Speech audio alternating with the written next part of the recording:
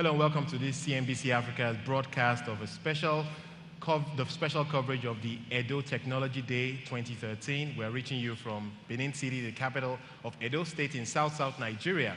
The theme of this year's event is fostering governance with technology. And we're about to go into a very interesting panel looking at a very dispassionate look at Nigeria's ICT policy.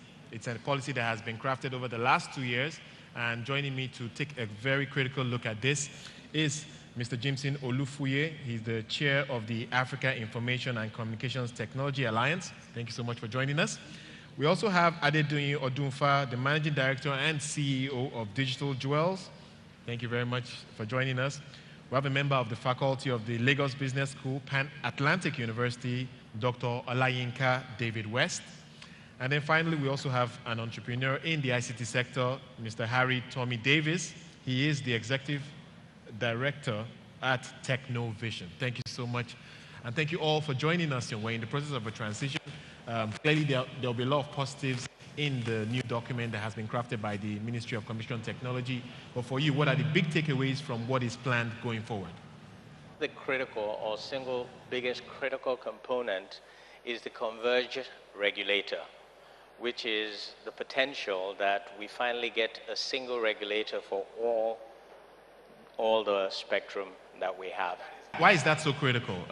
Given the way things are working right now, of course, we know the telcos are in one pocket, we have the software makers.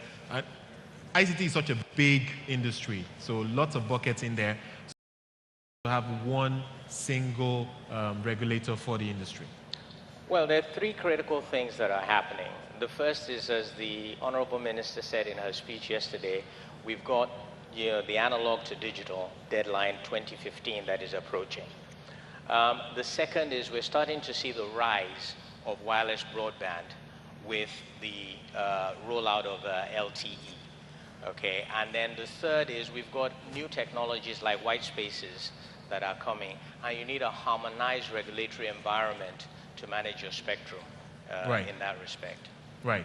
Okay, let me get your thoughts, Dr. Olayinka, on how you see the new policy. With regards to the policy on the whole, I think it's the start. It sets the tone for what we should be doing. The vision is towards a knowledge economy, so that's a good vision. However, policy is policy. It needs to be operationalized to the finite level of detail, and we need to be able to ensure and say to the community or to the Nigerian population, what socioeconomic developments are we going to get out of policy?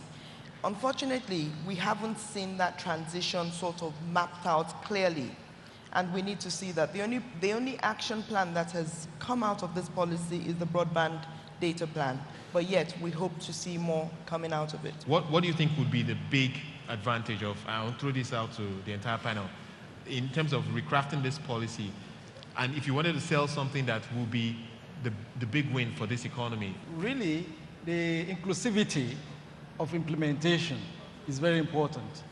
That is getting all the stakeholders to be engaged, the government, the private sector, the civil society, the academia, and what have you. They all need to be involved, even in the crafting and in the implementation. This was quite missing earlier as the policies got started. Then afterwards, the government listened to all the views, and they brought in all the views of stakeholders, and we are making progress. And so a major selling point is the fact that we'll be able to access broadband cheaply.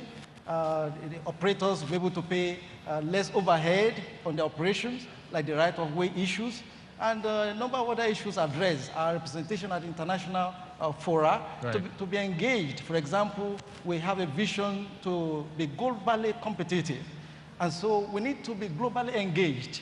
Right. So the policy sets up a framework whereby the government and stakeholders can be engaged, perhaps at the United Nations, at the African UNECA or African Union level, so that we can be involved with best practices. Right. Another thing, if you permit me, is to really focus on measurement.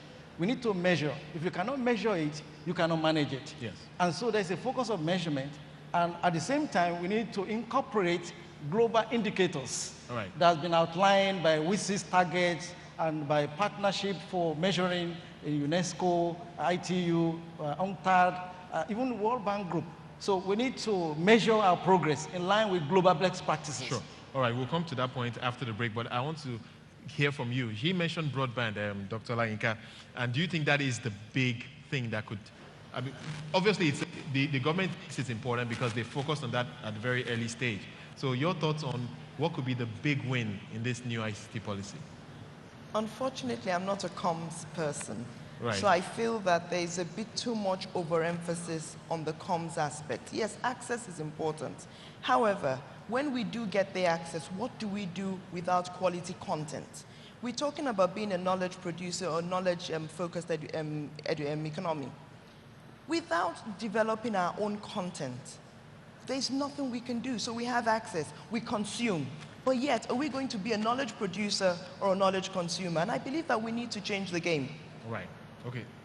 Dr. Adedoyin, can you make a contribution to this? Yes, thank you. In addition to convergence, another area of huge impact that I think that the policy can have is around the mass literacy, digital literacy, because I think no matter what you do, if you don't have a citizenry that can use this and use it productively, then you have a problem. There is a tendency for us to focus on people that we see, you know, the corporate community or people, senior government officials, and assume that that is how everybody in Nigeria is. That is not so. And also, there is also some kind of confusion sometimes that the fact that we can use phones so well means that we are literate in IT. There needs to be a huge focus on literacy, and that speaks to education. Speaks to education for the youths. We've already established that the youths in Nigeria, about 70% of the population, if we can focus on that, that would be huge. I mean, I think one of the real challenges with the policy is prioritizing, because there's so much to be done. The issue around measuring our success, you made that point earlier, and I wanted to get your thoughts, Jameson, on how we can achieve that. What are the measuring sticks you think we should be using in terms of gauging our progress in ICT? Well, there is no point in reinventing the wheel. As I said, we have the Global Partnership for Measuring ICT for Development. This involved the World Bank, UNCTAD, that is United Nations Conference on Trade and Development, ITU, UNESCO. And they've set a number of indicators in line with the WSIS action lines. WSIS is the World Summit on Information Society that happened in 2003 in Geneva with the Geneva Action Plan, and in 2005 with the Tunis Agenda. They set up these action lines and 10 targets. And these 10 targets were also aimed at fulfilling the Millennium Development Goal. Right. So we need to adopt that here. In fact, we have not gotten the linkage. The ICT policy did not, there was no link between ICT policy or our drive and the MDG. So, but that is the original concept, that we use ICT to solve MDG issue.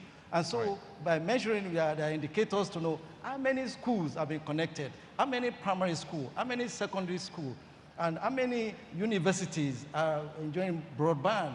And even what is the broadband? What is the threshold of the broadband we're talking about? Right. And so on and so forth. All right, Dr. Yinka, you are in the university. Your thoughts on this point? Well, the development indicators that are published by all the development organizations are a guideline. We have our own vision we're trying to achieve. Falling from that vision, we need to define what metrics are important to us. Then we need to say, okay, who are we benchmarking against? Then we can begin to say, okay, then let's monitor and evaluate. Yes, ITU have their development index. There are many measures out there. There's NRI, but we cannot adopt all. Right. We need to be realistic and say, okay, where have we said what is relevant to us with what we want to do? And then let's define that. And progression is it. It's not something you do today and finish tomorrow. It's a continuous cycle. We right. achieve things today, we continue and we continue to evolve. But let's take those as a guideline. Let's right. not take them as the standard or anything like that. From that guideline, which 2 or 3 or 4 or 5 can we pick out and work on, achieve, and then move to the next stage? Is this something that we need to address on several levels at the same time? I think you just hit it on the head. because we need to step back and say, why are we doing this in the first place? Why do we even have a policy? And the policy was driven, okay, by the need to get ICT as a fundamental component of our economy, okay, so that we'd get a knowledge-based economy. If we're going to move to a knowledge-based economy, then we need to have the policies and the regulations in place, but more importantly, we need to have the people in place, and then we need to have the sectors, okay, of the economy in place. Let me bring it to life. For example, we talked about the 2015 deadline. Yes. That's a hard stop. ITUs define that. So one of the measures we could be looking at is, how many set-top boxes are we capable of producing as a nation? Are they licensed? Do we have the regulatory framework to migrate people from analog signals to digital signals? How do they vacate those particular spectrum that they've been assigned? And what happens thereof? Toyin, for example, eloquently talked about people awareness. Most people aren't even aware of the impact that the migration from analog to digital is going to give us. Right. It presents us with a fantastic opportunity for mass literacy. What are we doing towards those? So those, to me, are the more tangible, realistic measures along the way. One weakness that I believe that we have currently in Nigeria, for instance, is the way we have adopted the growth of telecoms. I think that we haven't taken broadband along with that growth, and as a result, broadband is playing catch-up in Nigeria. I think if we went 12 years back, I think if we had integrated broadband into the policy, then we will be benefiting from that. So I don't know your thoughts on that. Can I just quickly speak to that? Sure.